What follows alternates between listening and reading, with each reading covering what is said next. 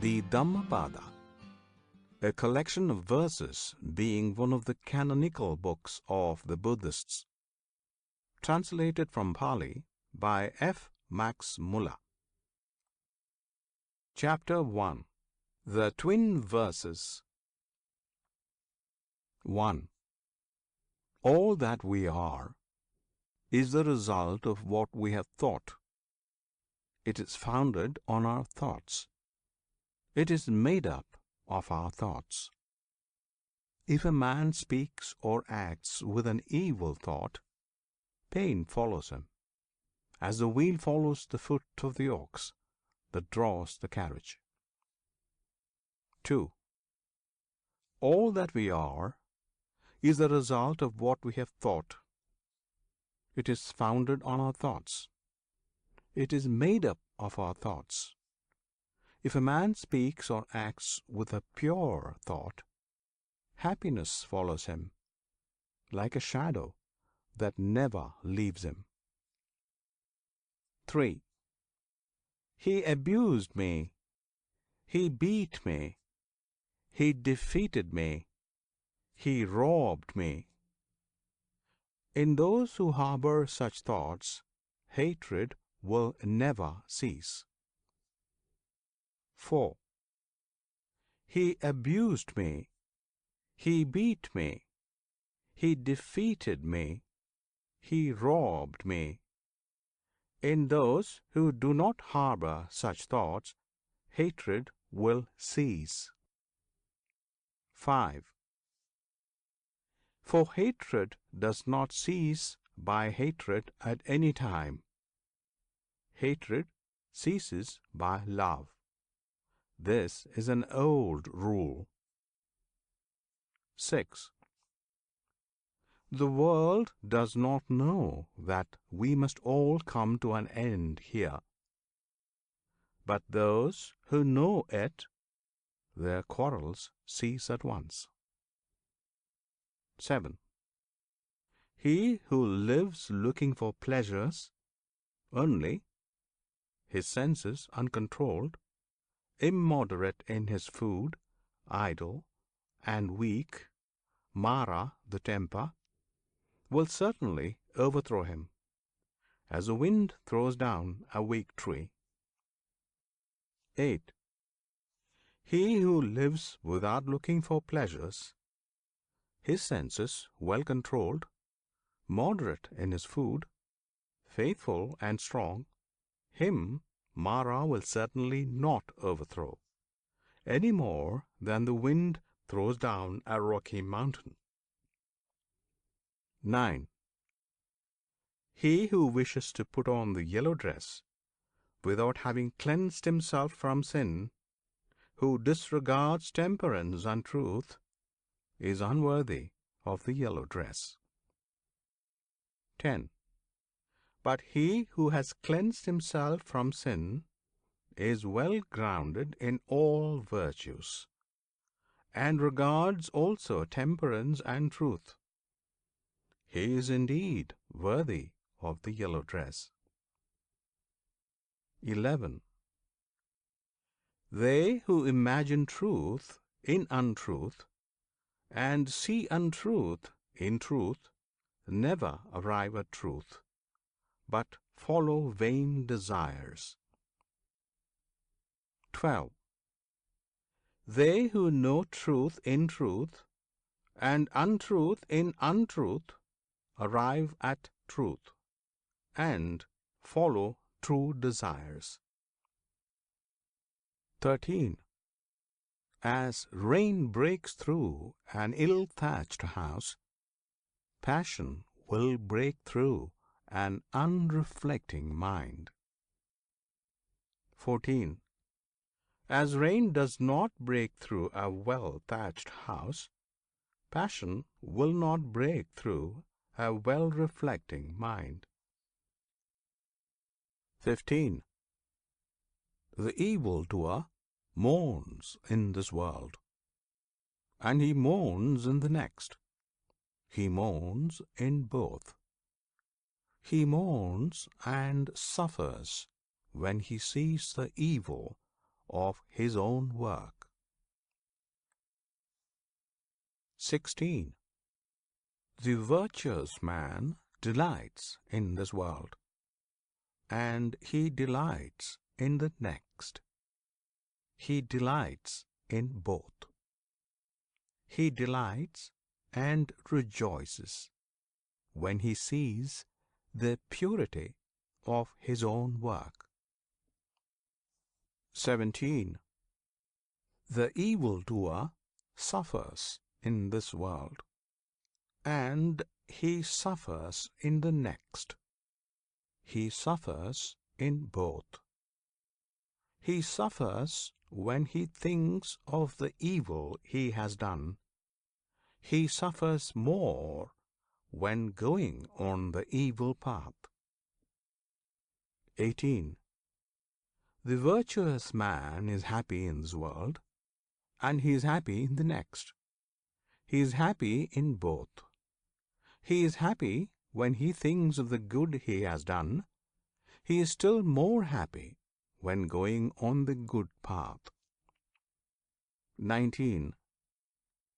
The thoughtless man, even if he can recite a large portion of the law, but is not a doer of it, has no share in the priesthood, but is like a cowherd counting the cows of others.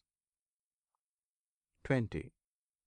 The follower of the law, even if he can recite only a small portion of the law, but having forsaken passion and hatred and foolishness, possesses true knowledge and serenity of mind, he, caring for nothing in this world or that to come, has indeed a share in the priesthood.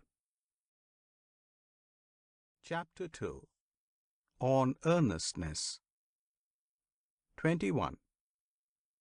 Earnestness is the path of immortality, nirvana; thoughtlessness, the path of death. Those who are in earnest do not die. Those who are thoughtless are as if dead already. 22. Those who are advanced in earnestness, having understood this clearly, delight in earnestness, and rejoice in the knowledge of the Aryas, the elect. 23.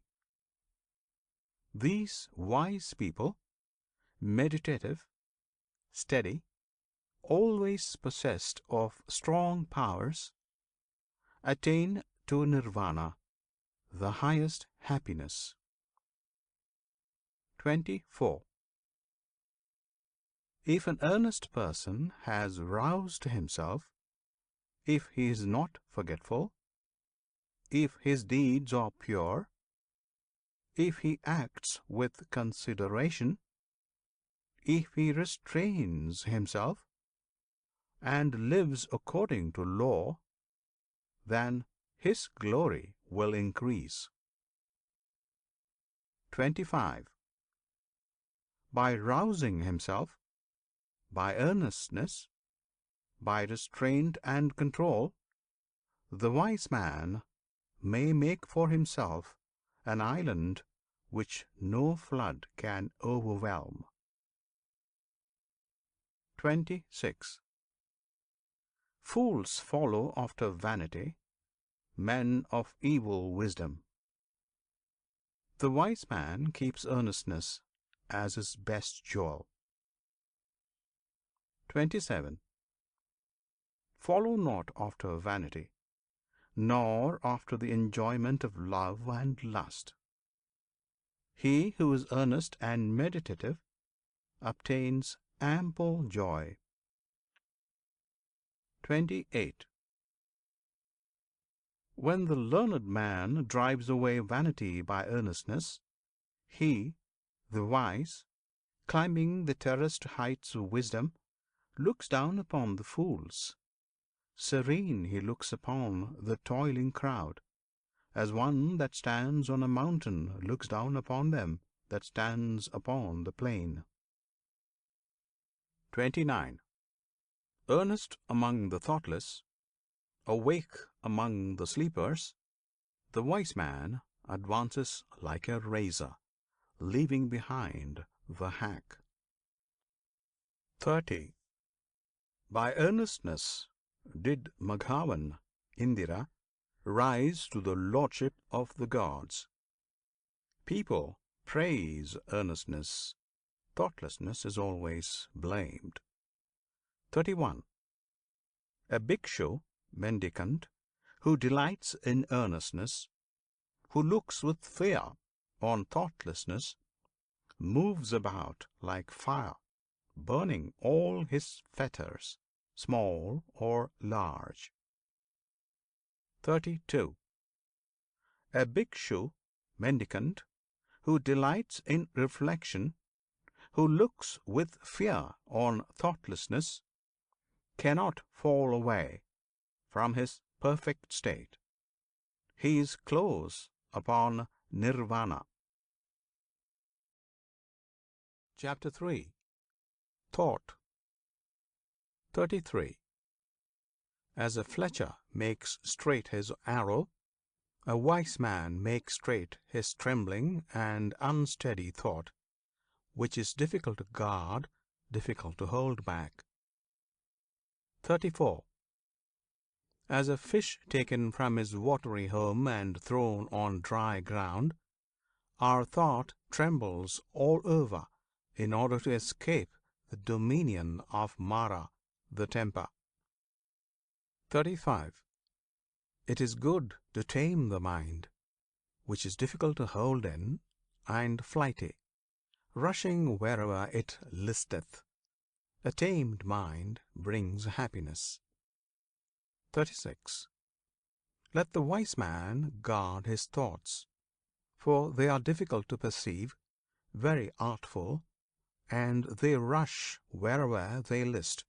Thoughts well guarded bring happiness. 37.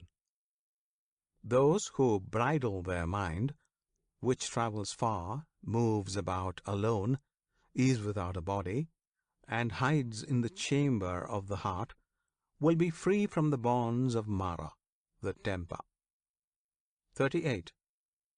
If a man's thoughts are unsteady, if he does not know the true law, if his peace of mind is troubled, his knowledge will never be perfect. 39. If a man's thoughts are not dissipated, if his mind is not perplexed, if he has ceased to think of good or evil, then there is no fear for him while he is watchful. 40.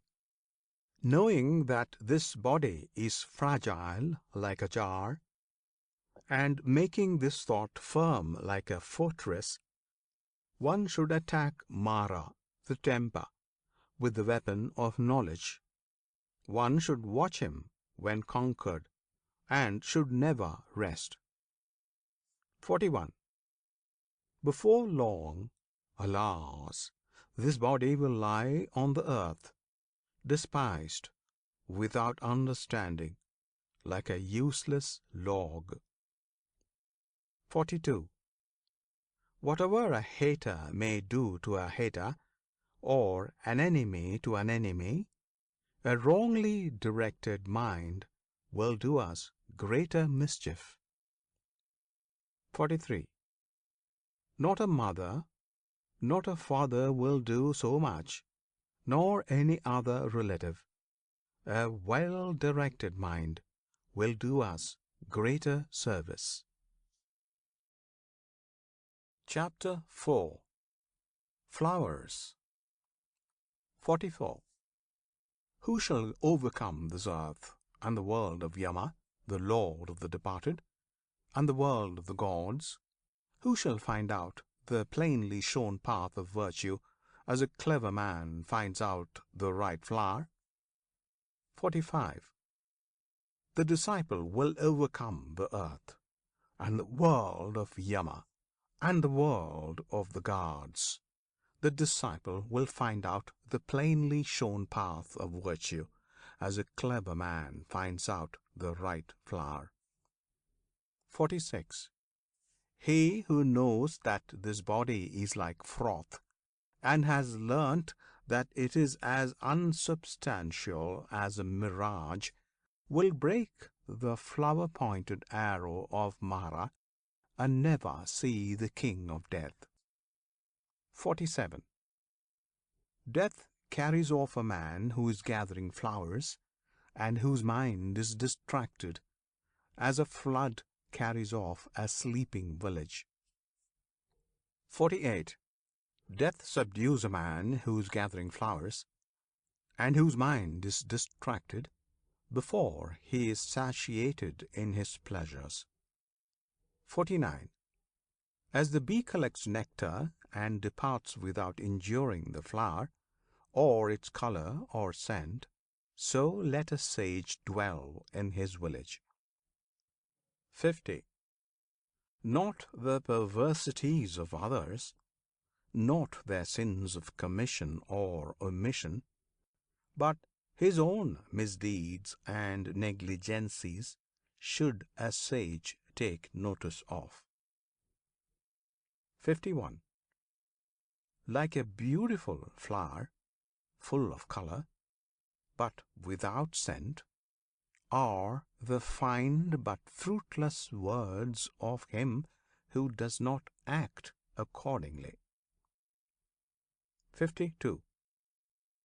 But like a beautiful flower, full of color and full of scent, are the fine and fruitful words of him who acts accordingly. 53. As many kinds of wreaths can be made from a heap of flowers, so many good things may be achieved by a mortal when once he is born. 54. The scent of flowers does not travel against the wind, nor that of sandalwood, or of tagara and mallika flowers. But the odor of good people travels even against the wind. A good man pervades every place. 55. Sandalwood or tagara, a lotus flower, or a vasiki, among these sorts of perfumes, the perfume of virtue is unsurpassed. 56. Mean is the scent that comes from tagara and sandalwood. The perfume of those who possess virtue rises up to the gods as the highest. 57. Of the people who possess these virtues, who live without thoughtlessness, and who are emancipated through true knowledge, Mara, the temper, never finds the way. 58, 59.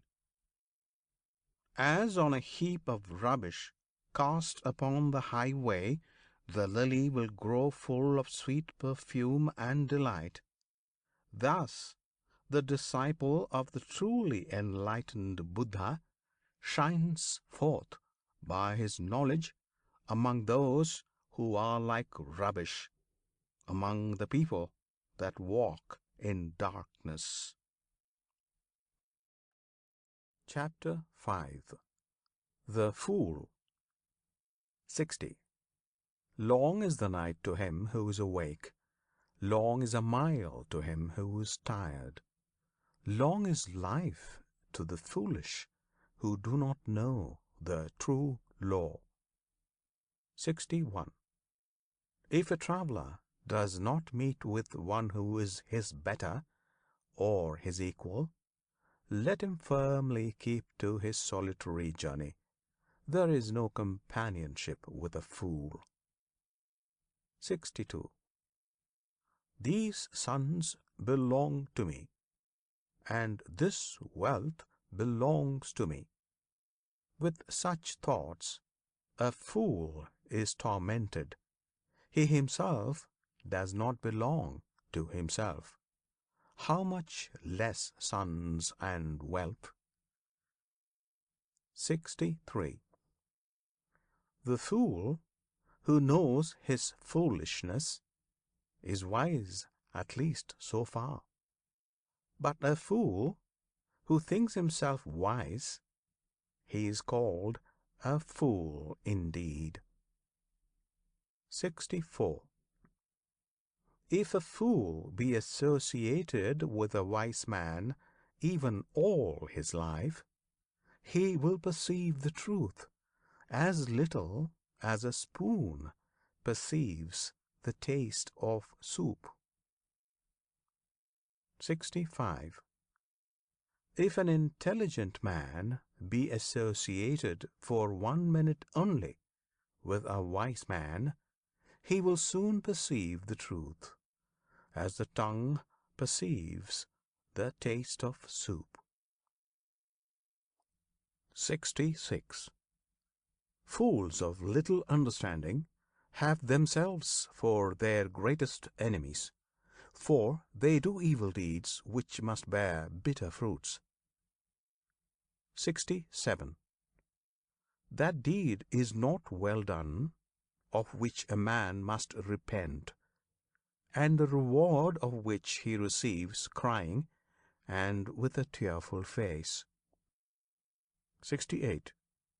No, that deed is well done of which a man does not repent, and the reward of which he receives gladly and cheerfully. 69. As long as the evil deed done does not bear fruit, the fool thinks it is like honey, but when it ripens, then the fool suffers grief. 70. Let a fool month after month eat his food like an ascetic, with the tip of a blade of kusa grass, yet he is not worth the 16th particle of those who have well weighed the law. 71. An evil deed, like newly drawn milk, does not turn suddenly.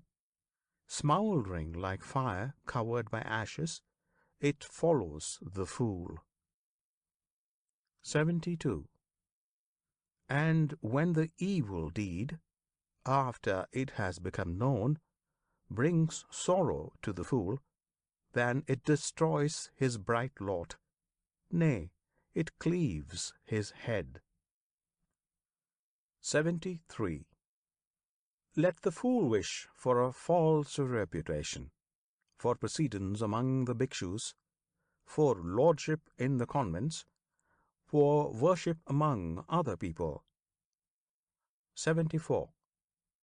May both the layman and he who has left the world think that this is done by me. May they be subject to me in everything which is to be done or is not to be done. Thus is the mind of the fool, and his desire and pride increase. 75. One is the road that leads to wealth, another the road that leads to nirvana.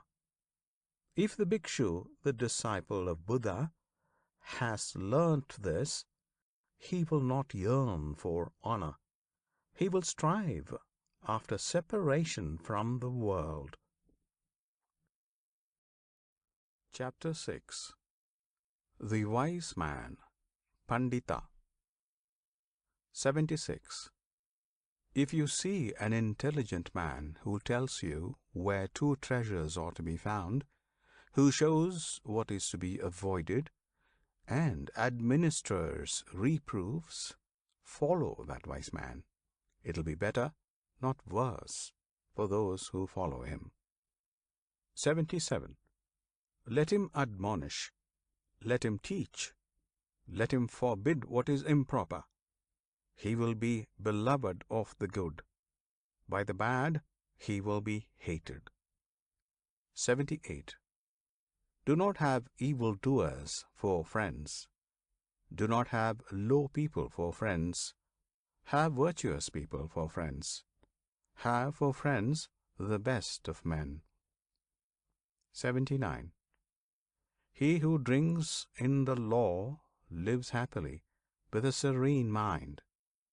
The sage rejoices always in the law, as preached by the elect Aryas. 80. Well makers lead the water wherever they like. Fletchers bend the arrow. Carpenters bend a log of wood. Wise people fashion themselves. 81. As a solid rock is not shaken by the wind, wise people falter not amidst blame and praise. 82. Wise people, after they have listened to the laws, become serene, like a deep, smooth, and still lake. 83. Good people walk on whatever befall. The good do not prattle, longing for pleasure. Whether touched by happiness or sorrow, wise people never appear elated or depressed. 84. If whether for his own sake or for the sake of others, a man wishes neither for a son, nor for wealth, nor for lordship, and if he does not wish for his own success by unfair means, then he is good, wise, and virtuous. 85. Few are there among men who arrive at the other shore, become arhats. The other people here run up and down the shore. 86. But those who, when the law has been well preached to them, follow the law, will pass across the dominion of death, however difficult to overcome. 87, 88. A wise man should leave the dark state of ordinary life and follow the bright state of the bhikshu. After going from his home to a homeless state, he should in his retirement look for enjoyment where there seemed to be no enjoyment.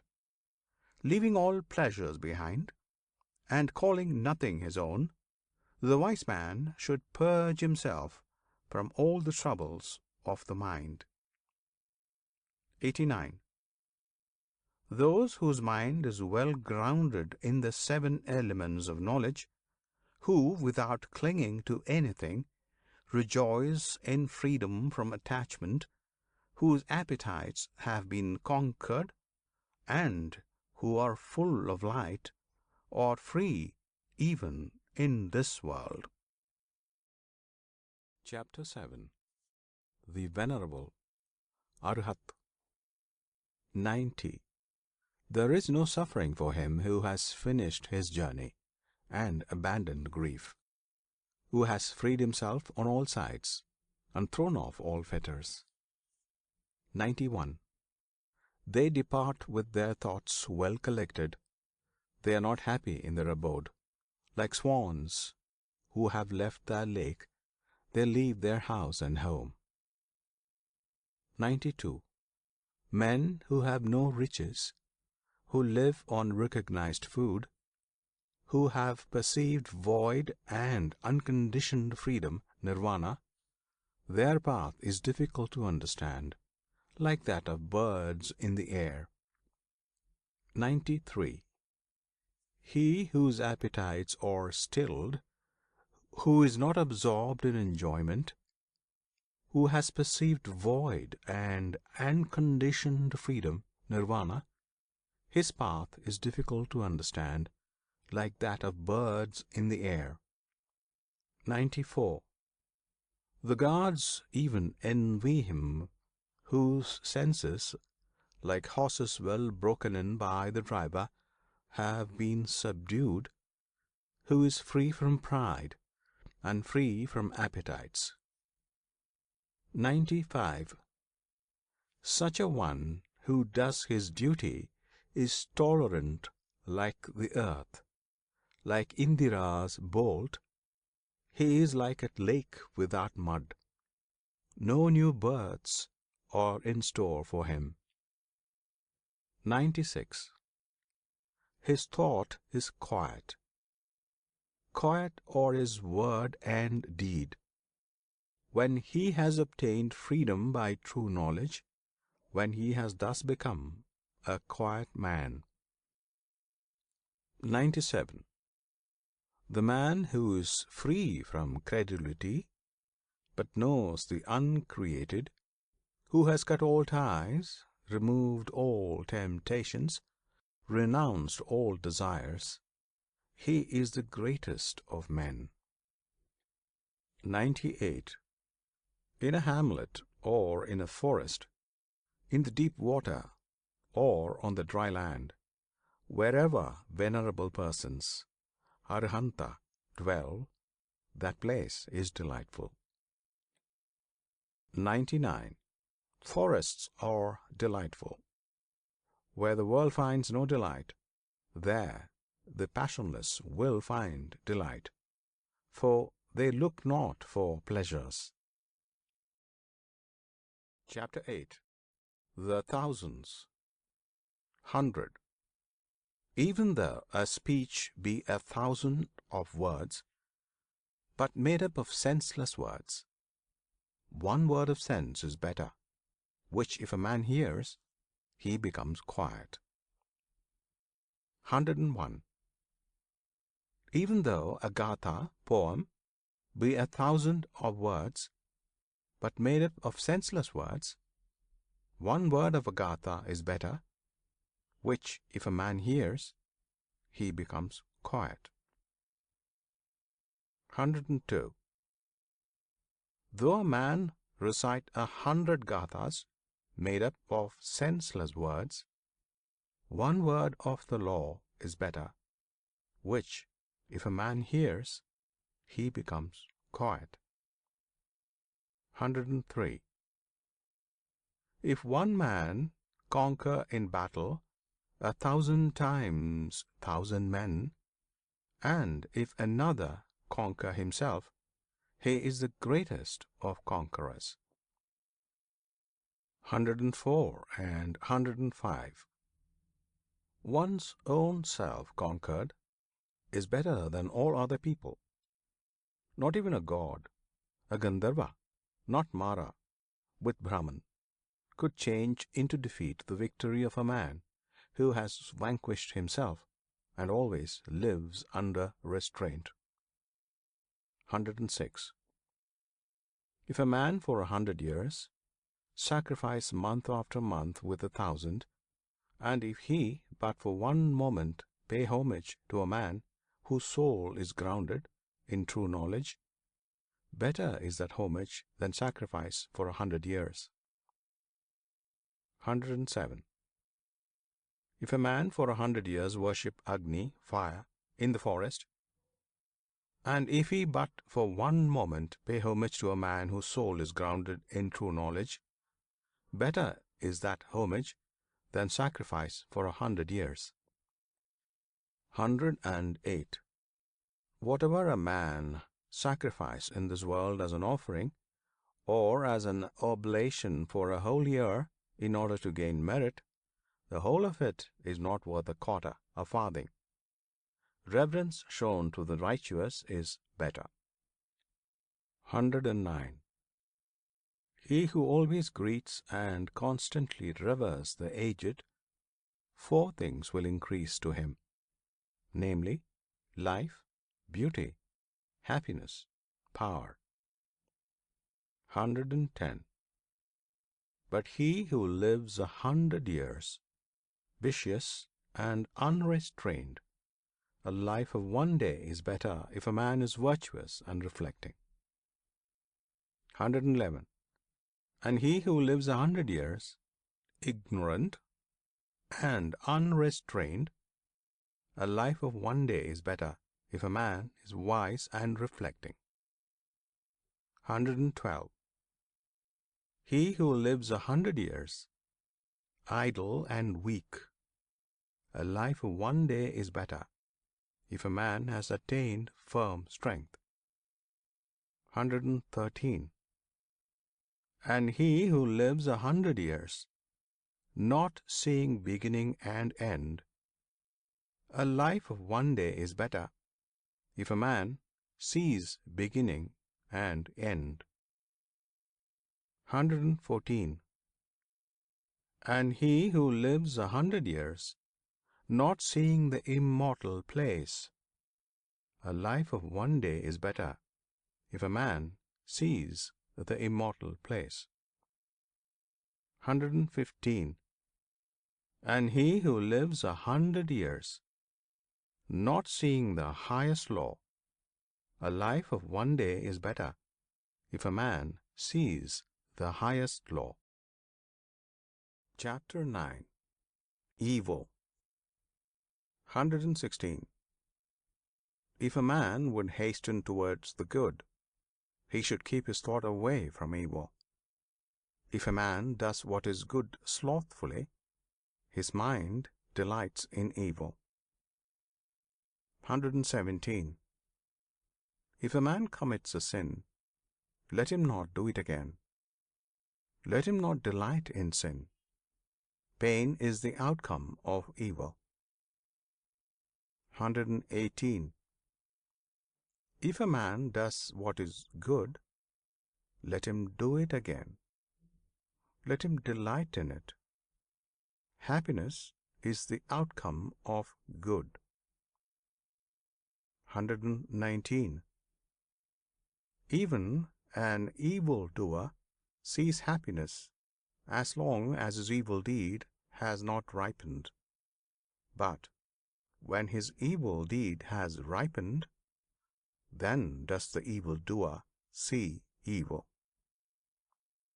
120. Even a good man sees evil days, as long as his good deed has not ripened. But when his good deed has ripened, then does the good man see happy days. 121.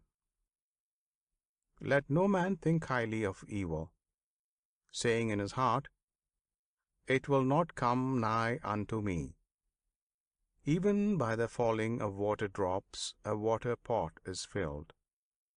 The fool becomes full of evil, even if he gather it little by little. 122. Let no man think lightly of good, saying in his heart, It will not come nigh unto me. Even by the falling of water drops, a water pot is filled. The wise man becomes full of good, even if he gather it little by little. 123. Let a man avoid evil deeds. As a merchant, if he has few companions and carries much wealth, avoids a dangerous road, as a man who loves life avoids poison. 124. He who has no wound on his hand may touch poison with his hand. Poison does not affect one who has no wound, nor is there evil for one who does not commit evil. 125. If a man offend a harmless, pure, and innocent person, the evil falls back upon that fool, like light dust thrown up against the wind. 126. Some people are born again. Evil doers go to hell. Righteous people go to heaven. Those who are free from all worldly desires attain nirvana. 127. Not in the sky, not in the midst of the sea, not if we enter into the clefts of the mountains, is there known a spot in the whole world where death could not overcome the mortal. Chapter 10. Punishment. 129. All men tremble at punishment. All men fear death. Remember that you are like unto them, and do not kill, nor cause slaughter. 130. All men tremble at punishment. All men love life. Remember that thou art like unto them, and do not kill, nor cause slaughter. 131. He who, seeking his own happiness, punishes or kills beings who also long for happiness, will not find happiness after death. 132. He who, seeking his own happiness, does not punish or kill beings who also long for happiness, will find happiness after death. 133. Do not speak harshly to anybody. Those who are spoken to will answer thee in the same way. Angry speech is painful. Blows for blows will touch thee. 134. If, like a shattered metal plate, gong, thou utter not, then thou hast reached nirvana. Contention is not known to thee. 135. As a cowherd with his staff drives his cows into the stable, so do age and death drive the life of man. 136. A fool does not know when he commits his evil deeds, but the wicked man burns by his own deeds as if burnt by fire. 137. He who inflicts pain on innocent and harmless persons will soon come to one of these 10 states. 138. He will have cruel suffering, loss, injury of the body, heavy affliction, or loss of mind. 139. Or a misfortune coming from the king, or a fearful accusation, or loss of relations, or destruction of treasures. 140. Or lightning fire will burn his house, and when his body is destroyed, the fool will go to hell. 141.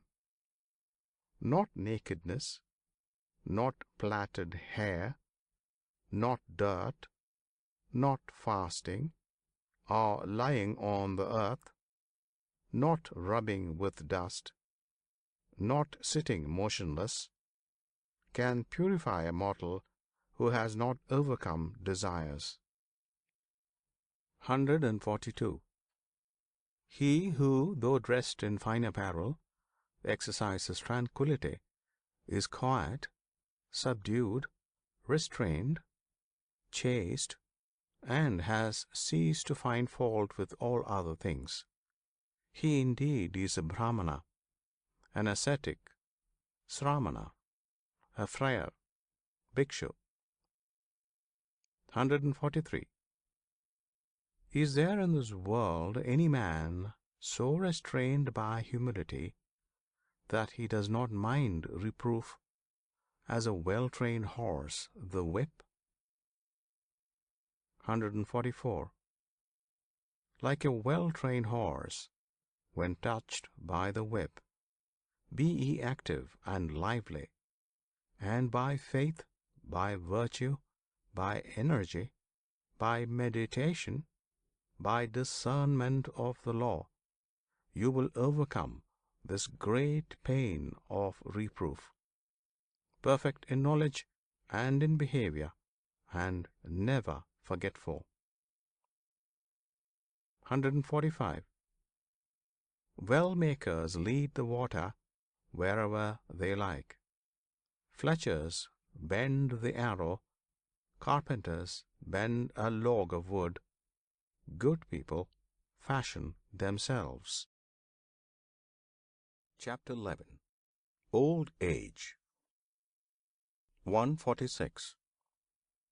How is there laughter? How is there joy? As this world is always burning? Why do you not seek a light, ye who are surrounded by darkness? 147. Look at this dressed up lump, covered with wounds, joined together, sickly, full of many thoughts, which has no strength, no hold. 148. This body is wasted, full of sickness, and frail. This heap of corruption breaks to pieces. Life indeed ends in death. 149. Those white bones, like gauds thrown away in the autumn, what pleasure is there in looking at them? 150. After a strong hold has been made of the bones, it is covered with flesh and blood, and there dwell in it old age and death, pride and deceit. 151. The brilliant chariots of kings are destroyed. The body also approaches destruction, but the virtue of good people never approaches destruction. Thus do the good say to the good. 152. A man who has learnt little grows old like an ox. His flesh grows, but his knowledge does not grow. 153, 154. Looking for the maker of this tabernacle, I shall have to run through a course of many births, so long as I do not find him. And painful is birth again and again. But now, maker of the tabernacle, thou hast been seen. Thou shalt not make up this tabernacle again. All thy rafters are broken, thy ridge pole is sundered. The mind, approaching the eternal, Visankhara, Nirvana, has attained to the extinction of all desires. 155. Men who have not observed proper discipline, and have not gained treasure in their youth, perish like old herons in a lake without fish. 156. Men who have not observed proper discipline, and have not gained treasure in their youth, lie like broken bows, sighing after the past. Chapter 12. Self. 157. If a man hold himself dear, let him watch himself carefully. During one at least out of the 3 watches, a wise man should be watchful. 158. Let each man direct himself first to what is proper, then let him teach others. Thus a wise man will not suffer. 159.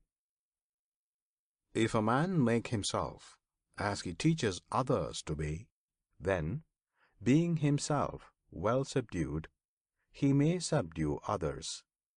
One's own self is indeed difficult to subdue. 160. Self is the lord of self. Who else would be the lord? With self well subdued, a man finds a lord such as few can find. 161. The evil done by oneself, self-begotten, self-bred, crushes the foolish, as a diamond breaks a precious stone. 162. He whose wickedness is very great brings himself down to that state where his enemy wishes him to be, as a creeper does with the tree which it surrounds. 163. Bad deeds and deeds hurtful to ourselves are easy to do. What is beneficial and good, that is very difficult to do. 164. The foolish man who scorns the rule of the venerable Arahat, of the elect Arya, of the virtuous, and follows false doctrine, he bears fruit to his own destruction, like the fruits of the Kataka reed. 165. By oneself the evil is done, by oneself one suffers, by oneself evil is left undone, by oneself one is purified. Purity and impurity belong to oneself. No one can purify another. 166. Let no one forget his own duty for the sake of another's, however great. Let a man, after he has discerned his own duty, be always attentive to his duty. Chapter 13. The World. 167. Do not follow the evil law. Do not live on in thoughtlessness. Do not follow false doctrine. Be not a friend of the world. 168. Rouse thyself. Do not be idle. Follow the law of virtue. The virtuous rests in bliss in this world and in the next. 169. Follow the law of virtue. Do not follow that of sin. The virtuous rests in bliss in this world and in the next. 170. Look upon the world as a bubble. Look upon it as a mirage. The king of death does not see him who thus looks down upon the world. 171. Come, look at this glittering world, like unto a royal chariot. The foolish are immersed in it, but the wise do not touch it. 172. He who formerly was reckless and afterwards became sober brightens up this world, like the moon when freed from clouds. 173. He whose evil deeds are covered by good deeds brightens up this world, like the moon when freed from clouds. 174. This world is dark. Few only can see here. A few only go to heaven, like birds escaped from the net. 175. The swans go on the path of the sun. They go through the ether by means of their miraculous power.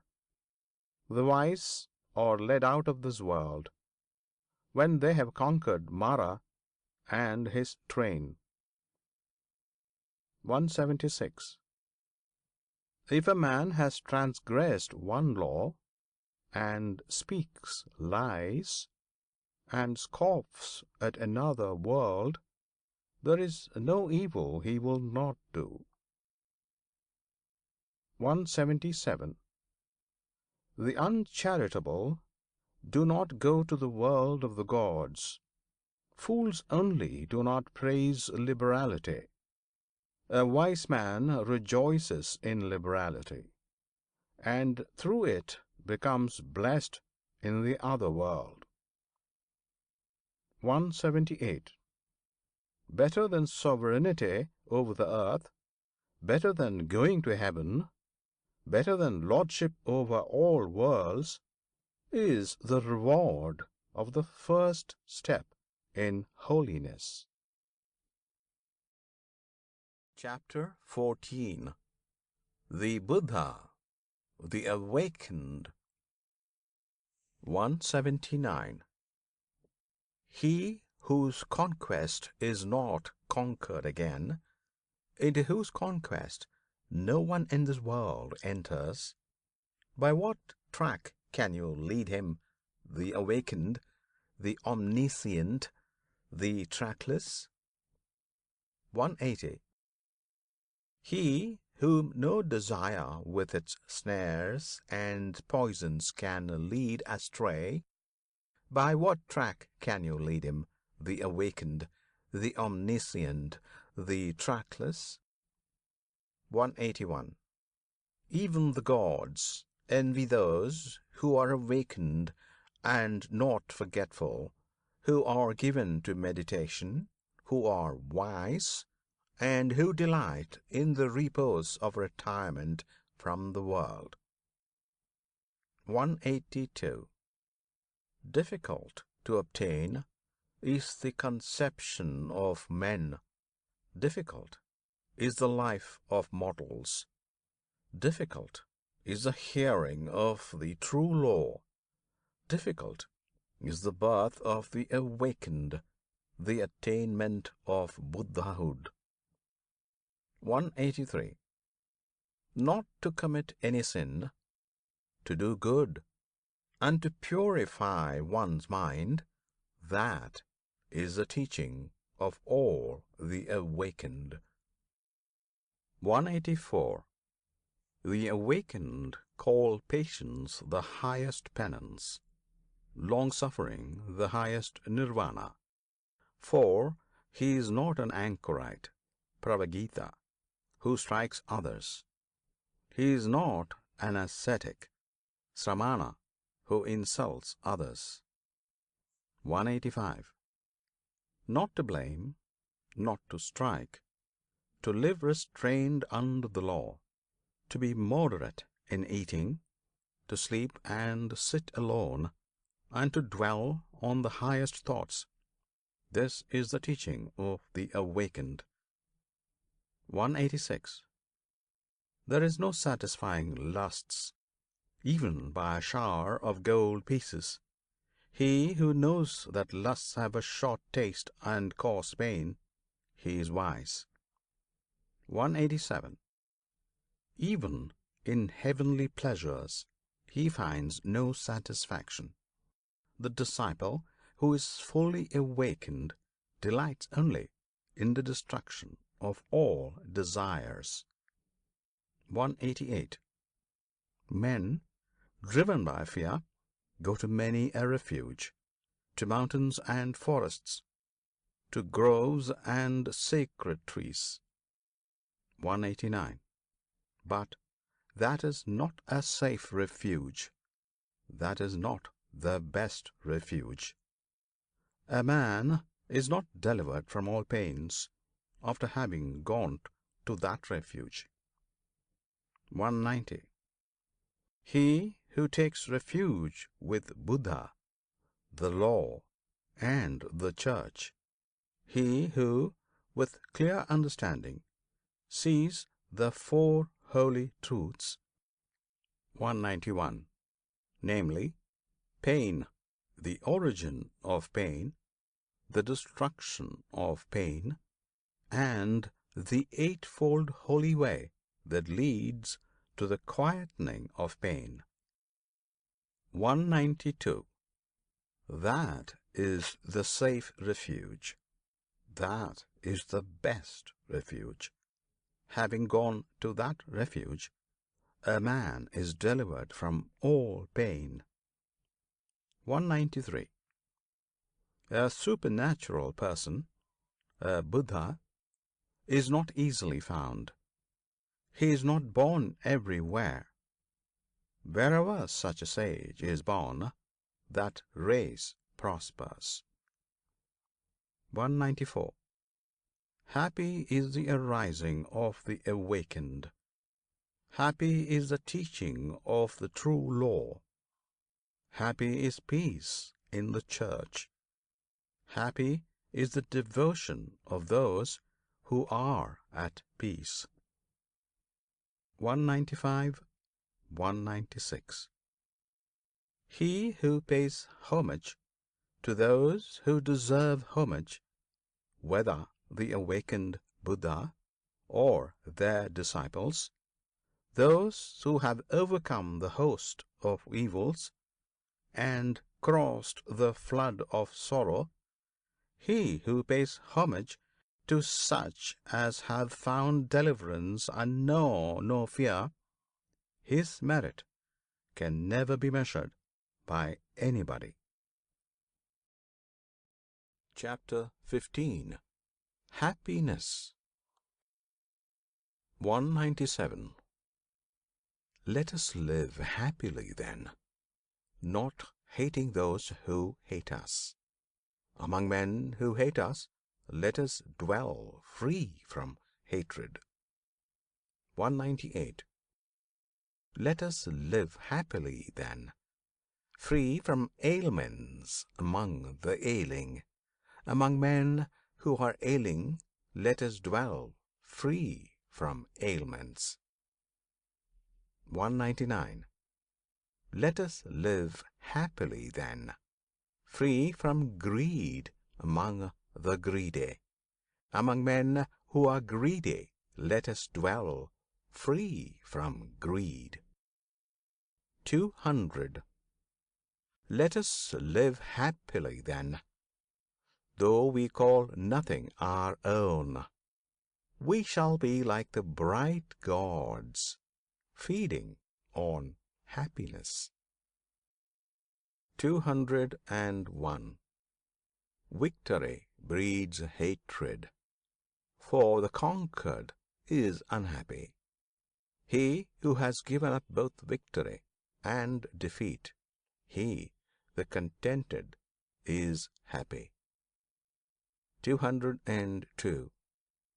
There is no fire like passion. There is no losing throw like hatred. There is no pain like this body. There is no happiness higher than rest. 203.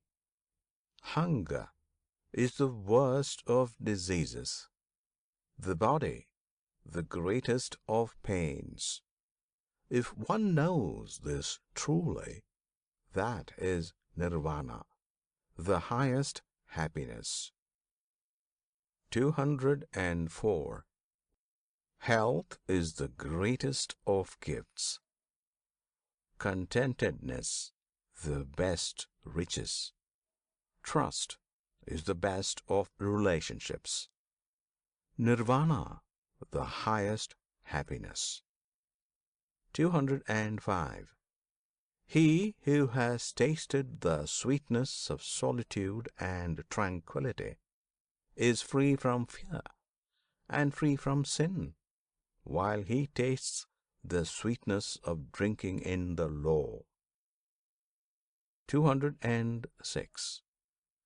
The sight of the elect Arya is good. To live with him is always happiness. If a man does not see fools, he will be truly happy. 207. He who walks in the company of fools suffers a long way. Company with fools, as with an enemy, is always painful. Company with the wise is pleasure, like meeting with kinsfolk. 208. Therefore, one ought to follow the wise, the intelligent, the learned, the much enduring, the dutiful, the elect. One ought to follow a good and wise man, as the moon follows the path of the stars. Chapter 16. Pleasure. 209.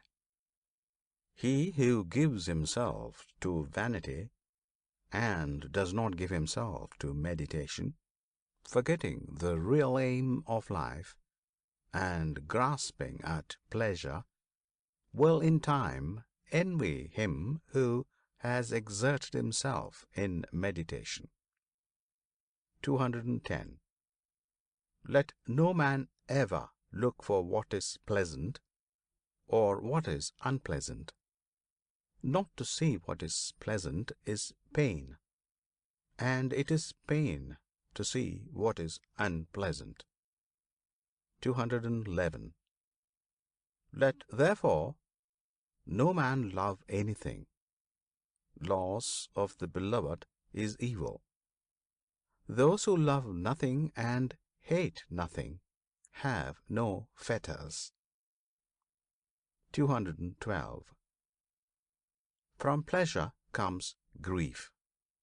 From pleasure comes fear. He who is free from pleasure knows neither grief nor fear. 213. From affection comes grief. From affection comes fear. He who is free from affection knows neither grief nor fear. 214. From lust comes grief. From lust comes fear. He who is free from lust knows neither grief nor fear. 215. From love comes grief. From love comes fear. He who is free from love knows neither grief nor fear. 216. From greed comes grief. From greed comes fear. He who is free from greed knows neither grief nor fear. 217. He who possesses virtue and intelligence, who is just, speaks the truth, and does what is his own business, him the world will hold dear. 218. He in whom a desire for the ineffable Nirvana has sprung up, who is satisfied in his mind, and whose thoughts are not bewildered by love, he is called Urdhvam Srotas, carried upwards by the stream. 219. Kinsmen, friends, and lovers salute a man who has been long away and returns safe from afar. 220.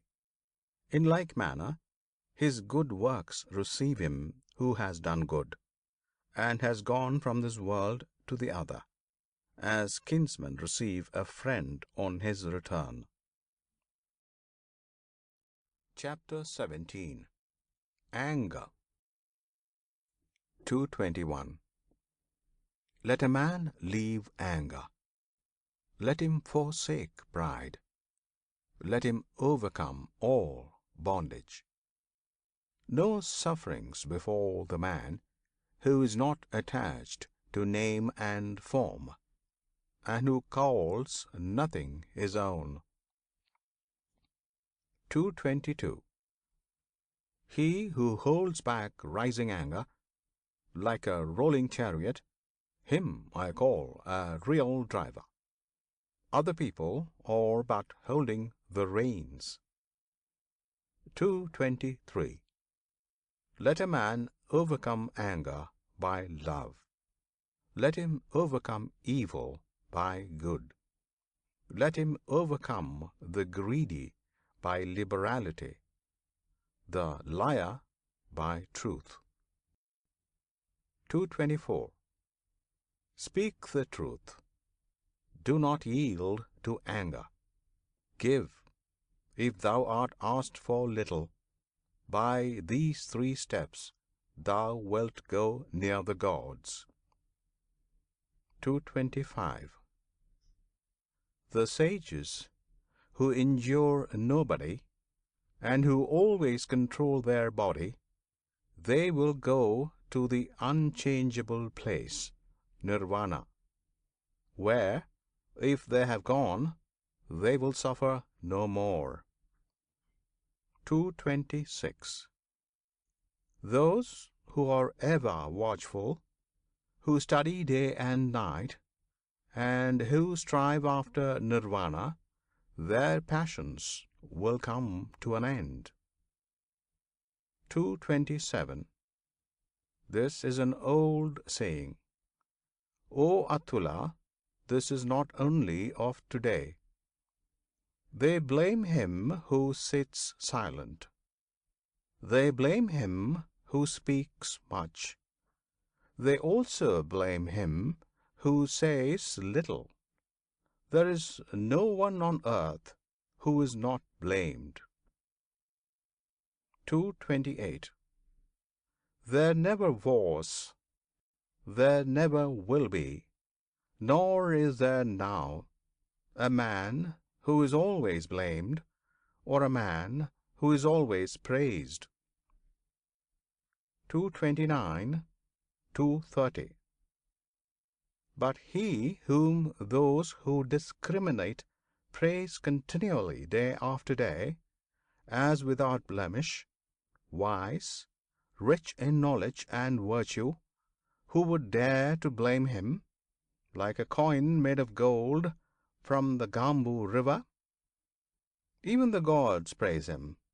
He is praised even by Brahman. 231. Beware of bodily anger, and control thy body. Leave the sins of the body, and with thy body practice virtue. 232. Beware of the anger of the tongue, and control thy tongue. Leave the sins of the tongue, and practice virtue with thy tongue. 233. Beware of the anger of the mind, and control thy mind. Leave the sins of the mind, and practice virtue with thy mind. 234. The wise who control their body, who control their tongue, the wise who control their mind, are indeed well controlled. Chapter 18. Impurity. 235. Thou art now like a sere leaf. The messenger of death, Yama, have come near to thee. Thou standest at the door of thy departure, and thou hast no provision for thy journey. 236. Make thyself an island. Work hard. Be wise. When thy impurities are blown away, and thou art free from guilt, thou wilt enter into the heavenly world of the elect Arya.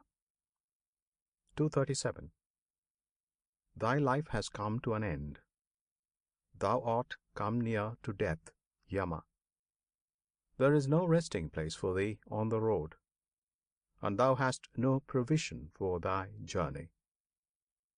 238. Make thyself an island. Work hard. Be wise. When thy impurities are blown away, and thou art free from guilt, thou wilt not enter again into birth and decay. 239. Let a wise man blow off the impurities of his self, as a smith blows off the impurities of silver one by one, little by little, and from time to time. 240. As the impurity which springs from the iron, when it springs from it, destroys it, thus do a transgressor's own works lead him to the evil path. 241. The taint of prayers is non-repetition. The taint of houses, non-repair. The taint of the body is sloth. The taint of a watchman, thoughtlessness. 242. Bad conduct is the taint of woman. Greediness, the taint of a benefactor. Tainted are all evil ways in this world and in the next. 243. But there is a taint worse than all taints. Ignorance is the greatest taint. O mendicants, throw off that taint and become taintless. 244.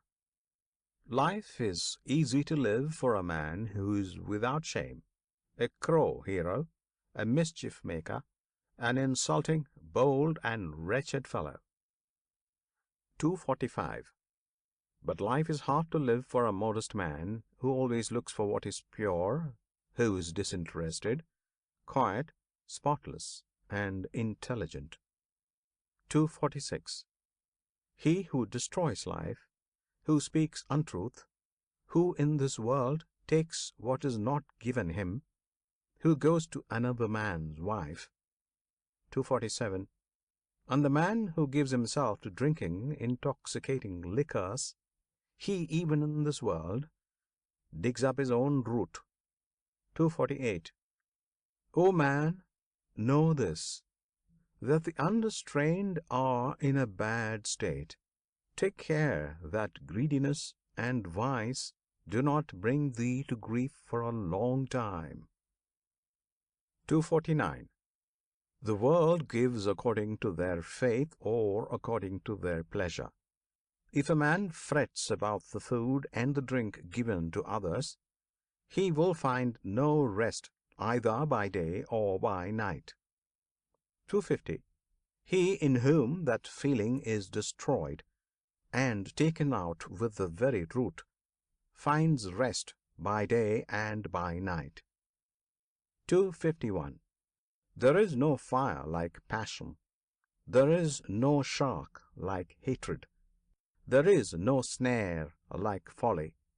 There is no torrent like greed. 252. The fault of others is easily perceived, but that of oneself is difficult to perceive. A man winnows his neighbour's faults like chaff, but his own fault he hides, as a cheat hides the bad die from the gambler. 253. If a man looks after the faults of others, and is always inclined to be offended, his own passions will grow, and he is far from the destruction of passions. 254. There is no path through the air. A man is not a samana by outward acts. The world delights in vanity. The Tathagatas, the Buddhas, are free from vanity. 255. There is no path through the air. A man is not a samana by outward acts. No creatures are eternal, but the awakened Buddha are never shaken. Chapter 19. The Just. 256. 257. A man is not just if he carries a matter by violence. No, he who distinguishes both right and wrong, who is learned and leads others, not by violence, but by law and equity, and who is guarded by the law and intelligent, he is called just. 258. A man is not learned because he talks much. He who is patient, free from hatred and fear, he is called learned. 259. A man is not a supporter of the law because he talks much. Even if a man has learnt little, but sees the law bodily, he is a supporter of the law. a man who never neglects the law. 260. A man is not an elder because his head is grey. His age may be ripe, but he is called old in vain. 261. He in whom there is truth, virtue, love, restraint, moderation, he who is free from impurity and is wise, he is called an elder. 262. An envious, greedy, dishonest man does not become respectable by means of much talking only, or by the beauty of his complexion. 263.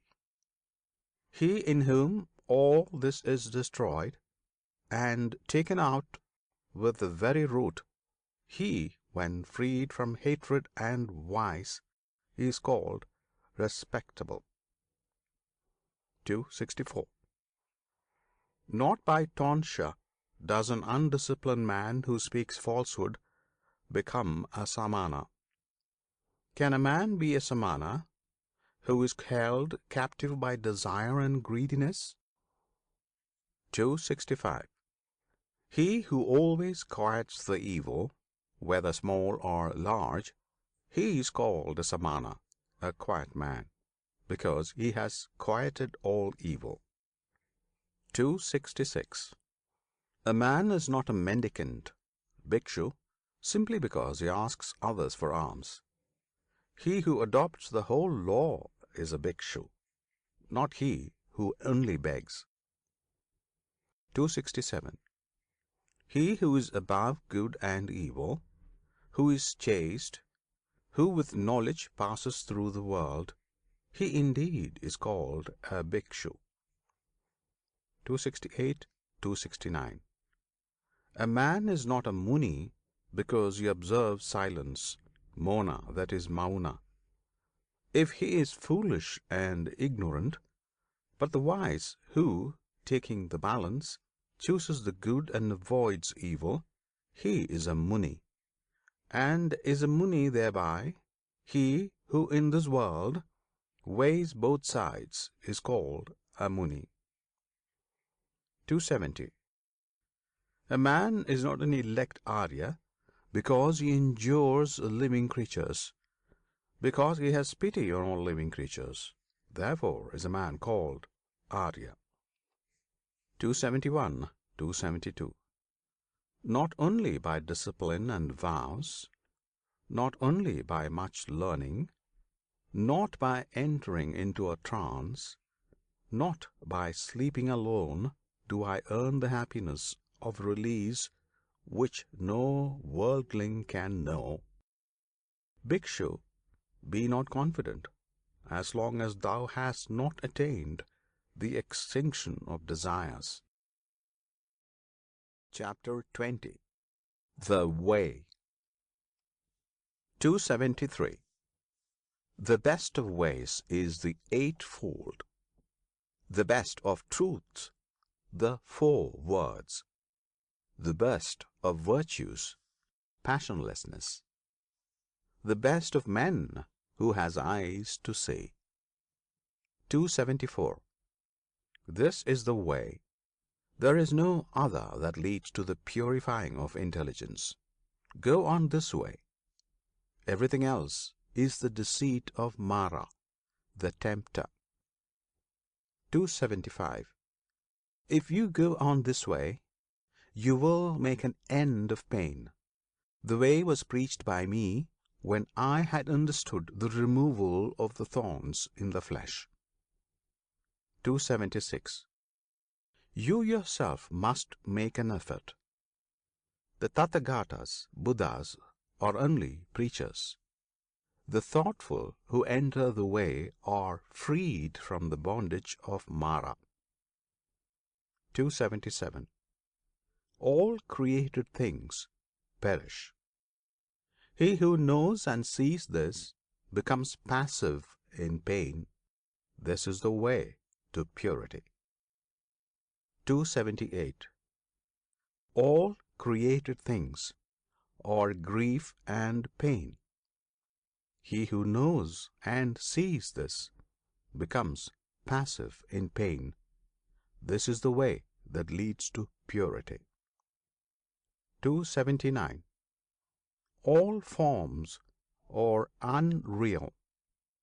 He who knows and sees this becomes passive in pain. This is the way that leads to purity. 280. He who does not rouse himself when it is time to rise, who, though young and strong, is full of sloth, whose will and thought are weak, that lazy and idle man will never find the way to knowledge. 281. Watching his speech, well restrained in mind, let a man never commit any wrong with his body.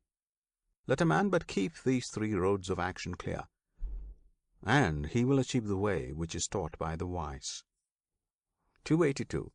Through zeal knowledge is gotten. Through lack of zeal knowledge is lost. Let a man who knows this double path of gain and loss thus place himself that knowledge may grow. 283. Cut down the whole forest of lust, not a tree only. Danger comes out of the forest of lust. When you have cut down both the forest of lust and its undergrowth, then, bhikshus, you will be rid of the forest and free. 284. So long as the love of man towards women, even the smallest, is not destroyed, so long is his mind in bondage, as the calf that drinks milk is to its mother. 285.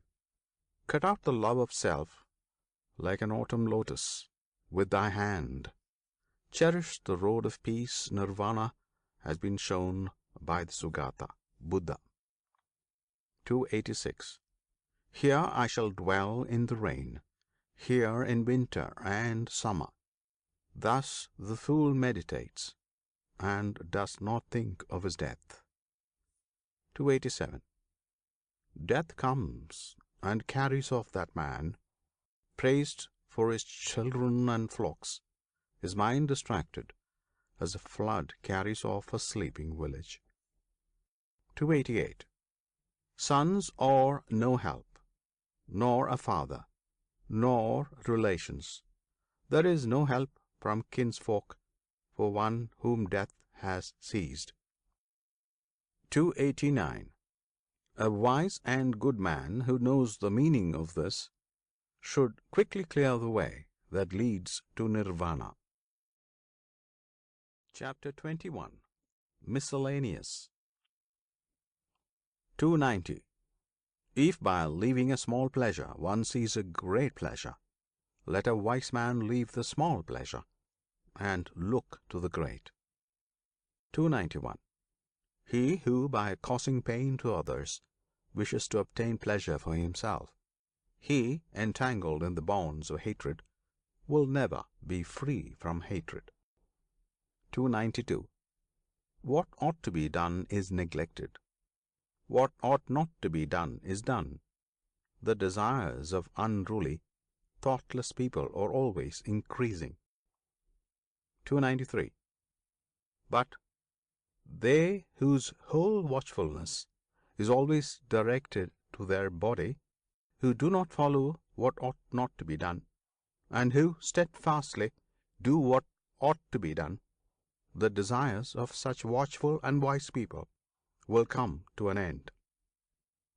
294.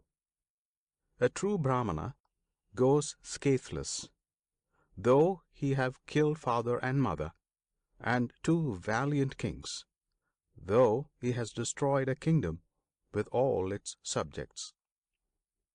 295.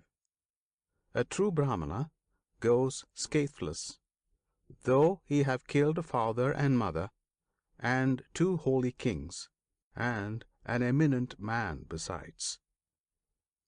296.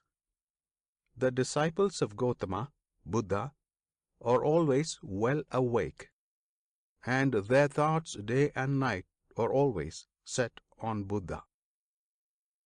297. The disciples of Gautama are always well awake, and their thoughts day and night are always set on the law. 298. The disciples of Gautama are always well awake, and their thoughts day and night are always set on the church. 299. The disciples of Gautama are always well awake, and their thoughts day and night are always set on their body. 300. The disciples of Gautama are always well awake, and their mind day and night always delights in compassion. 301. The disciples of Gautama are always well awake, and their mind day and night always delights in meditation. 302. It is hard to leave the world to become a friar. It is hard to enjoy the world. Hard is the monastery. Painful are the houses. Painful it is to dwell with equals, to share everything in common. And the itinerant mendicant is beset with pain.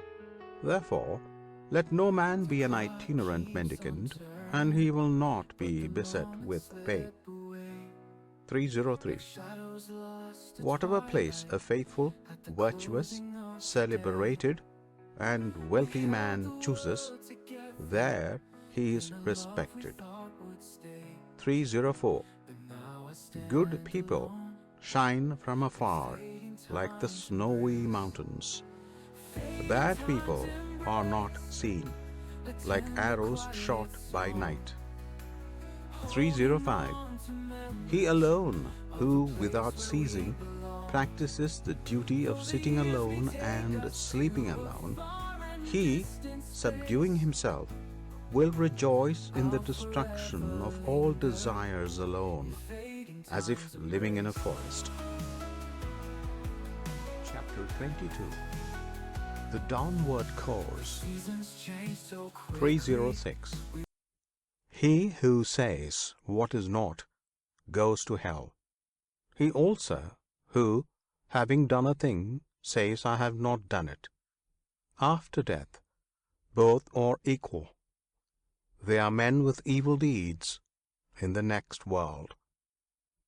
307. Many men whose shoulders are covered with the yellow gown are ill-conditioned and unrestrained. Such evil-doers, by their evil deeds, go to hell. 308. Better it would be to swallow a heated iron ball like flaring fire, than that a bad unrestrained fellow should live on the charity of the land. 309. Four things does a reckless man gain who covets his neighbor's wife: a bad reputation, an uncomfortable bed, thirdly, punishment, and lastly, hell. 310. There is bad reputation and the evil way to hell. There is the short pleasure of the frightened in the arms of the frightened, and the king imposes heavy punishment. Therefore, let no man think of his neighbor's wife. 311. As a grass blade, if badly grasped, cuts the arm, badly practiced asceticism leads to hell. 312. An act carelessly performed, a broken vow, and hesitating obedience to discipline, all this brings no great reward. 313. If anything is to be done, let a man do it. Let him attack it vigorously.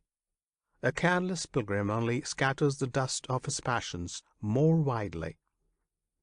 314. An evil deed is better left undone, for a man repents of it afterwards. A good deed is better done, for having done it, one does not repent. 315. Like a well guarded frontier fort, with defences within and without, so let a man guard himself. Not a moment should escape, for they who allow the right moment to pass suffer pain when they are in hell. 316.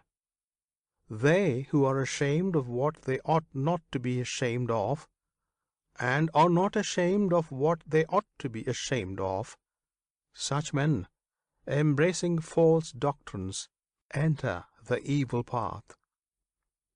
317. They who fear when they ought not to fear, and fear not when they ought to fear, such men, embracing false doctrines, enter the evil path. 318. They who forbid when there is nothing to be forbidden, and forbid not when there is something to be forbidden, such men, embracing false doctrines, enter the evil path. 319. They who know what is forbidden as forbidden, and what is not forbidden as not forbidden, such men, embracing the true doctrine, enter the good path. Chapter 23. The Elephant. 320. Silently shall I endure abuse as the elephant in battle endures the arrow sent from the bow, for the world is ill-natured. 321. They lead a tamed elephant to battle. The king mounts a tamed elephant. The tamed is the best among men, he who silently endures abuse. 322. Mules are good, if tamed, and noble Sindhu horses, and elephants with large tusks. But he who tames himself is better still. 323. For with these animals does no man reach the untrodden country, Nirvana, where a tamed man goes on a tamed animal, namely, on his own well-tamed self. 324. The elephant called Dhammapada, his temples running with sap, and difficult to hold, does not eat a morsel when bound. The elephant longs for the elephant grove. 325. If a man becomes fat and a great eater, if he is sleepy and rolls himself about, that fool, like a hog fed on wash, is born again and again. 326. This mind of mine went formerly wandering about as it liked, as it listed, as it pleased. But I shall now hold it in thoroughly, as the rider who holds the hook holds in the furious elephant. 327. Be not thoughtless. Watch your thoughts. Draw yourself out of the evil way, like an elephant sunk in mud. 328. If a man find a prudent companion who walks with him, is wise and lives soberly, he may walk with him, overcoming all dangers, happy but considerate. 329.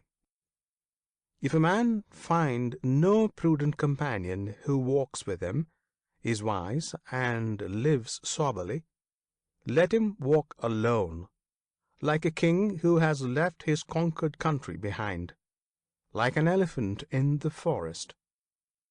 330. It is better to live alone. There is no companionship with a fool. Let a man walk alone. Let him commit no sin, with few wishes, like an elephant in the forest. 331. If an occasion arises, Friends are pleasant. Enjoyment is pleasant. Whatever be the cause, a good work is pleasant in the hour of death. The giving up of all grief is pleasant. 332. Pleasant in the world is the state of a mother, pleasant the state of a father, pleasant the state of a samana, pleasant the state of a brahmana. 333. Pleasant is virtue lasting to old age, pleasant is a faith firmly rooted, pleasant is attainment of intelligence, pleasant is avoiding of sins. Chapter 24. Thirst. 334. The thirst of a thoughtless man grows like a creeper. He runs from life to life, like a monkey seeking fruit in the forest. 335. Whomsoever this fierce thirst overcomes, full of poison, in this world, his sufferings increase like the abounding birana grass. 336. He who overcomes this fierce thirst, difficult to be conquered in this world, sufferings will fall off from him like water drops from a lotus leaf. 337. This salutary word I tell you, do ye as many as are here assembled, dig up the root of thirst, as he who wants the sweet-scented Usira root must dig up the Birana grass, that Mara, the temper, may not crush you again and again, as the stream crushes the reeds. 338. As a tree, even though it has been cut down, is firm so long as its root is safe and grows again, thus, unless the feeders of thirst are destroyed, the pain of life will return again and again. 339. He whose thirst running towards pleasure is exceedingly strong in the 36 channels, the waves will carry away that misguided man, namely, his desires which are set on passion. 340. The channels run everywhere. The creeper of passion stands sprouting. If you see the creeper springing up, cut its root by means of knowledge. 341. A creature's pleasures are extravagant and luxurious. Sunk in lust and looking for pleasure, men undergo, again and again, birth and decay. 342. Men driven on by thirst run about like a snared hare, held in fetters and bonds. They undergo pain for a long time, again and again. 343. Men driven on by thirst run about like a snared hare. Let therefore the mendicant drive out the thirst by striving after passionless for himself. 344. He who, having got rid of the forest of lust, that is, after having reached nirvana, gives himself over to forest life, that is, to lust, and who, when removed from the forest, that is, from lust, runs to the forest, that is, to lust. Look at that man. Though free, he runs into bondage. 345. Wise people do not call that a strong fetter which is made of iron, wood, or hemp. Far stronger is the care for precious stones and rings, for sons and a wife. 346. That fetter wise people call strong, which drags down, yields, but is difficult to undo. After having cut this at last, people leave the world, free from cares, and leaving desires and pleasures behind. 347. Those who are slaves to passions run down with the stream of desires, as a spider runs down the web which he has made himself. When they have cut this, at last, wise people leave the world free from cares, leaving all affection behind. 348. Give up what is before, give up what is behind, give up what is in the middle. When thou goest to the other shore of existence, if thy mind is altogether free, thou wilt not again enter into birth and decay. 349.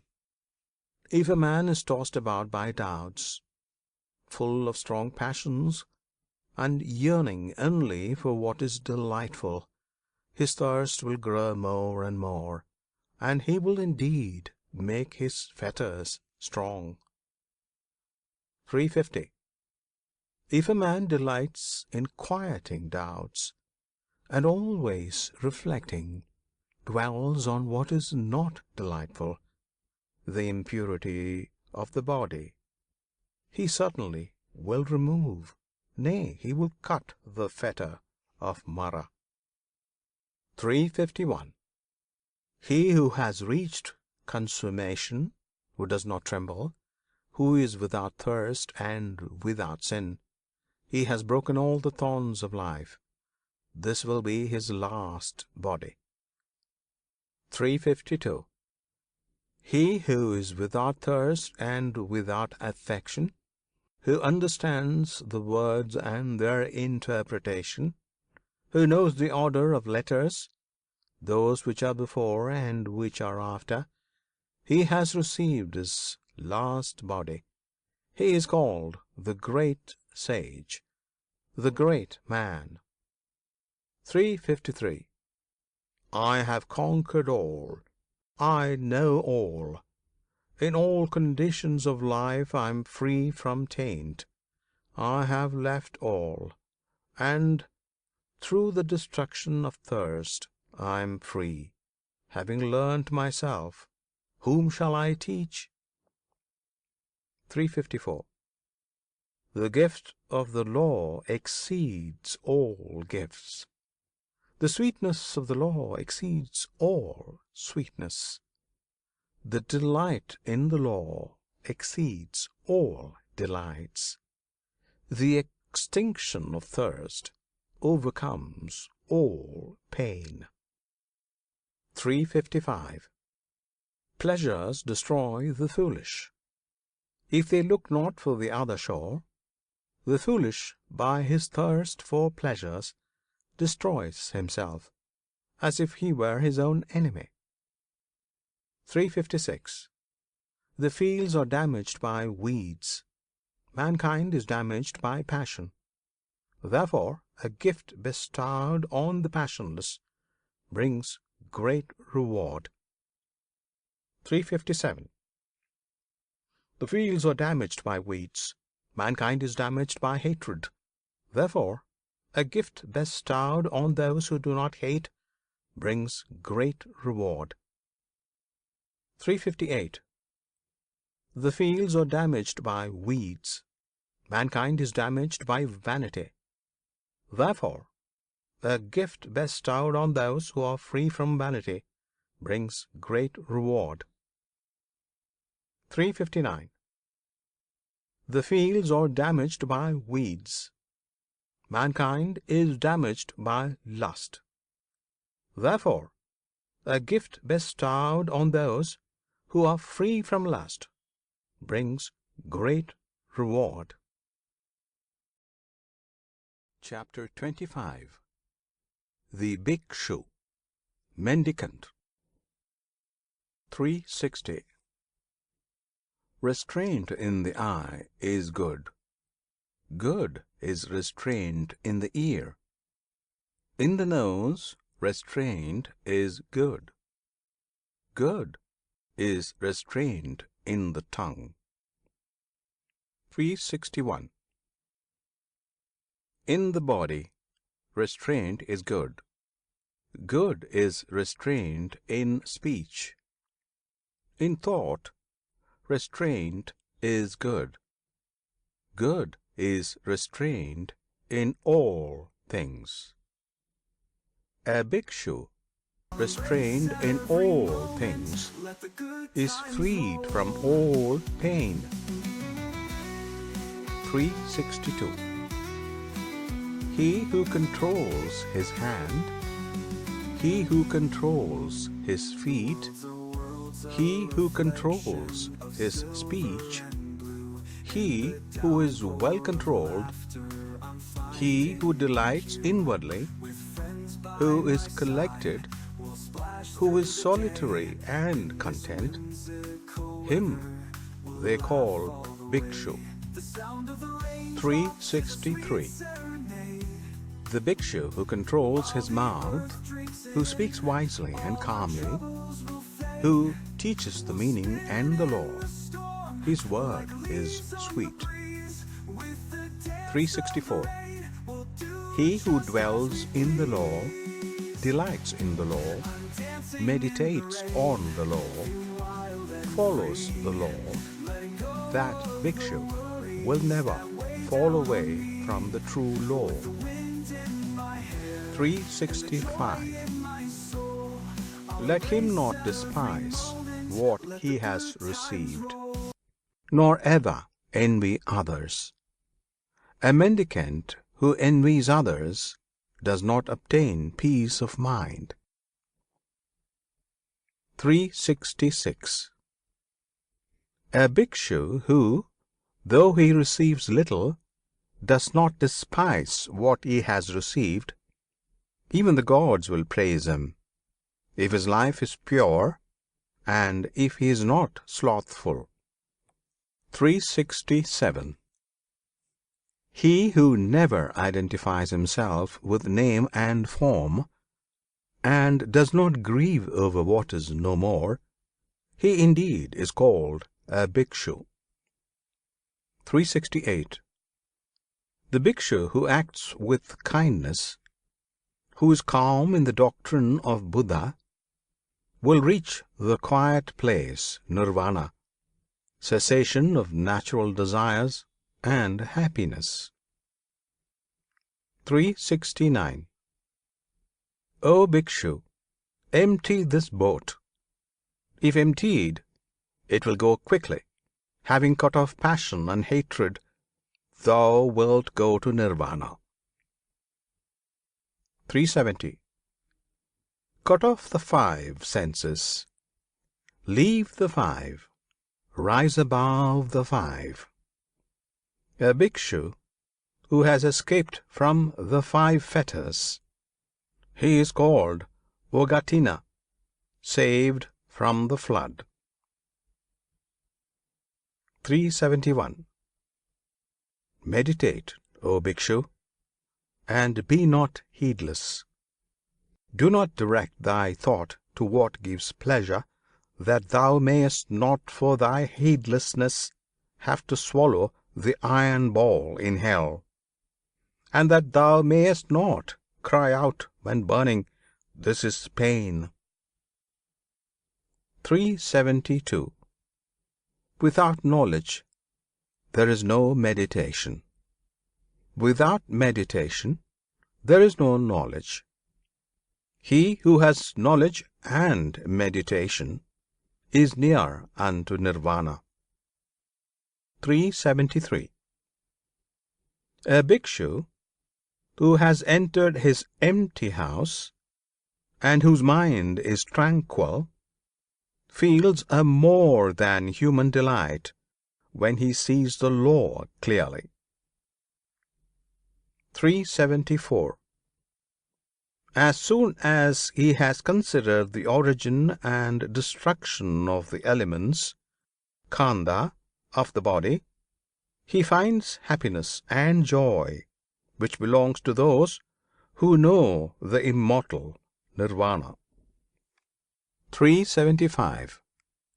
And this is the beginning here for a wise bhikshu: watchfulness over the senses, contentedness, restraint under the law. Keep noble friends whose life is pure, and who are not slothful. 376. Let him live in charity. Let him be perfect in his duties. Then, in the fullness of delight, he will make an end of suffering. 377. As the Vasika plant sheds its withered flowers, men should shed passion and hatred, O ye bhikshus. 378.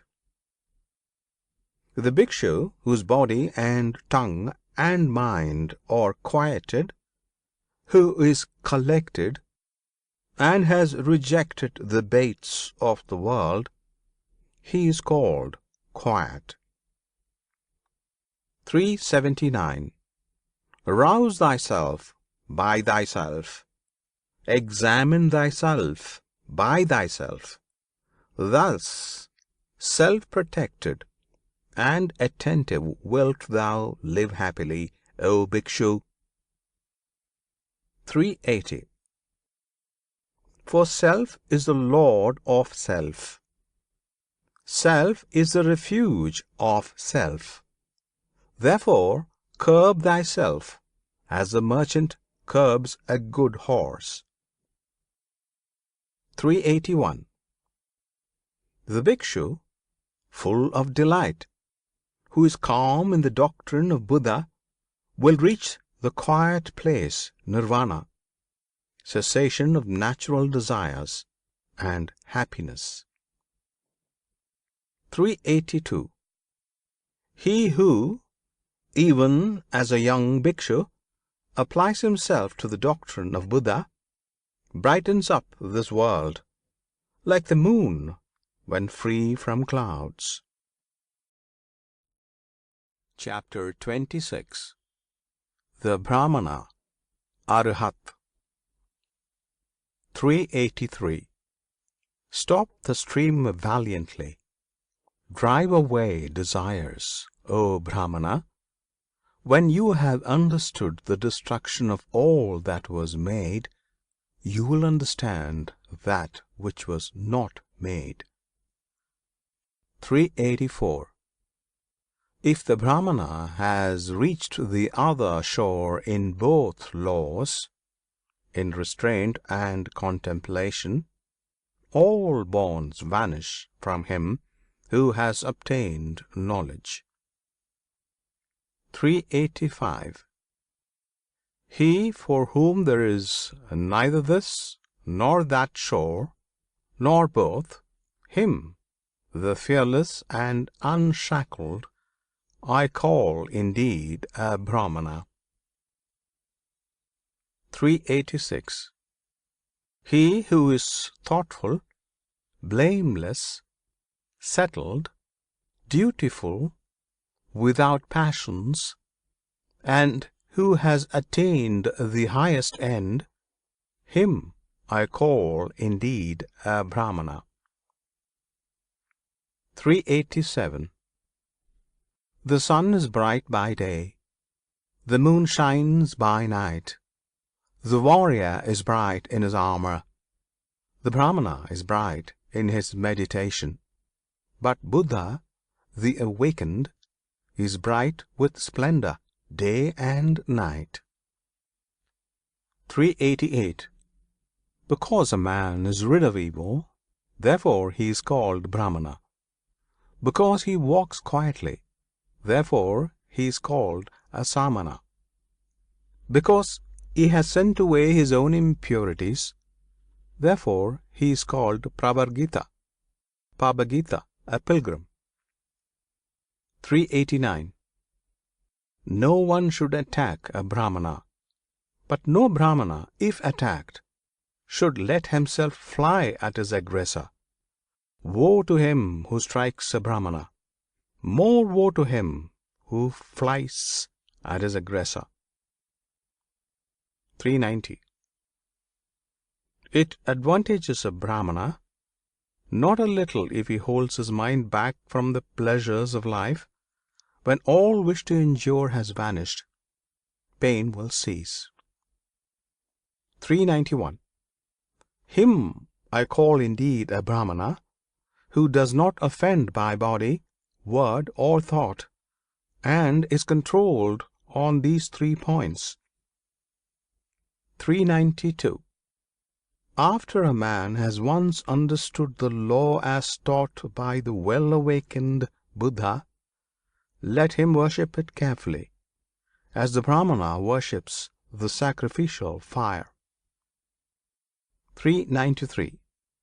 A man does not become a Brahmana by his plaited hair, by his family, or by birth.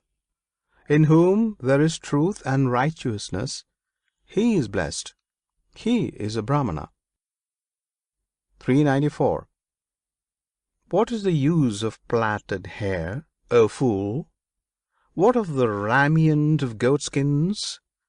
Within thee there is ravening, but the outside thou makest clean. 395.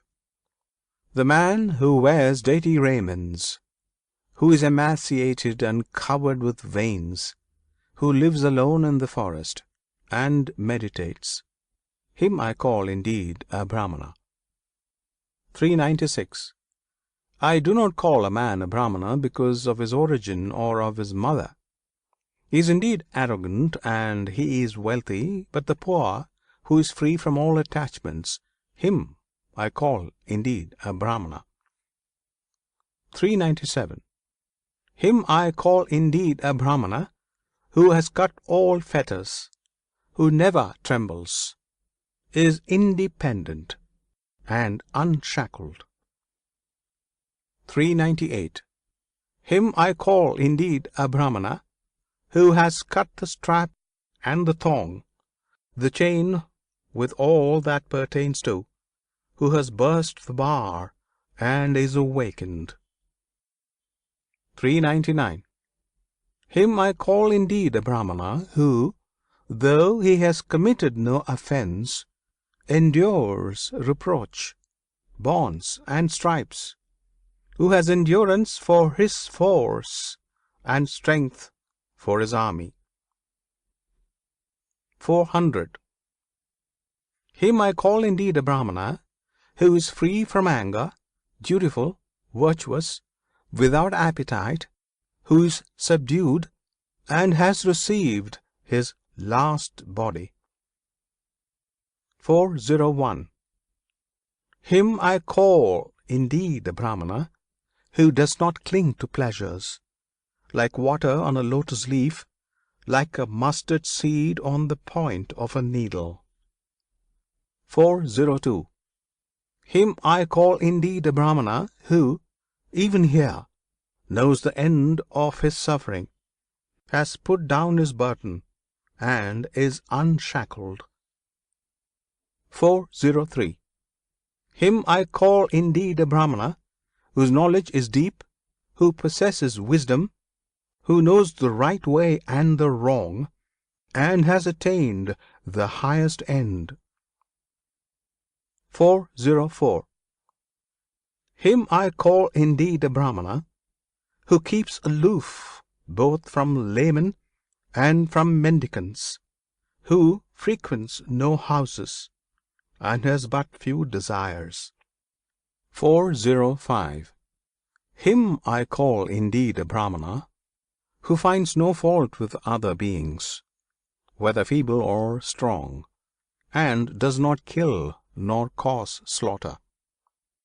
406. Him I call indeed a Brahmana who is tolerant with the intolerant, mild with fault finders, and free from passion among the passionate. 407. Him I call indeed a Brahmana, from whom anger and hatred, pride and envy have dropped like a mustard seed from the point of a needle. 408. Him I call indeed a Brahmana, who utters true speech, instructive and free from harshness, so that he offend no one. 409.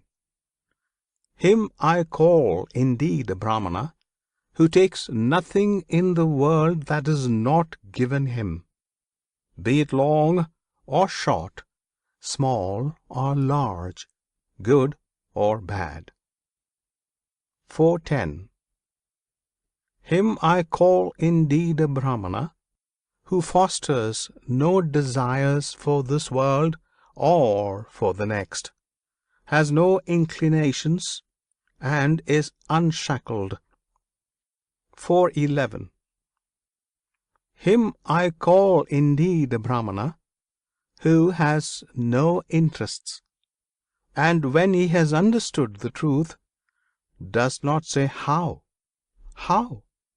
and who has reached the depth of the immortal. 412. Him I call indeed a Brahmana, who in this world is above good and evil, above the bondage of both, free from grief, from sin, and from impurity. 413. Him I call indeed a Brahmana, who is bright like the moon, pure, serene, undisturbed, and in whom all gaiety is extinct. 414. Him I call indeed a Brahmana, who has traversed this miry road, the impassable world and its vanity, who has gone through and reached the other shore, is thoughtful, guileless, free from doubts, free from attachment, and content. 415. Him I call indeed a Brahmana, who in this world, leaving all desires, travels about without a home, and in whom all concupiscence is extinct. 416. Him I call indeed a Brahmana, who, leaving all longings, travels about without a home, and in whom all covetousness is extinct. 417. Him I call indeed a Brahmana, who, after leaving all bondage to men, has risen above all bondage to the gods, and is free from all and every bondage. 418. Him I call indeed a Brahmana, who has left what gives pleasure and what gives pain, who is cold and free from all germs of renewed life, the hero who has conquered all the worlds. 419. Him I call indeed a Brahmana, who knows the destruction and the return of beings everywhere, who is free from bondage, well-faring Sugata, and awakened Buddha. 420. Him I call indeed a Brahmana, whose path the gods do not know, nor spirits, Gandharvas, nor men, whose passions are extinct, and who is an Arhat, venerable. 421. Him I call indeed a Brahmana, who calls nothing his own, whether it be before, behind, or between, who is poor and free from the love of the world. 422. Him I call indeed a Brahmana, the manly, the noble, the hero, the great sage, the conqueror, the impassible, the accomplished, the awakened. 423. Him I call indeed a Brahmana, who knows his former abodes, who sees heaven and hell, has reached the end of births, is perfect in knowledge, a sage, and whose perfections are all perfect.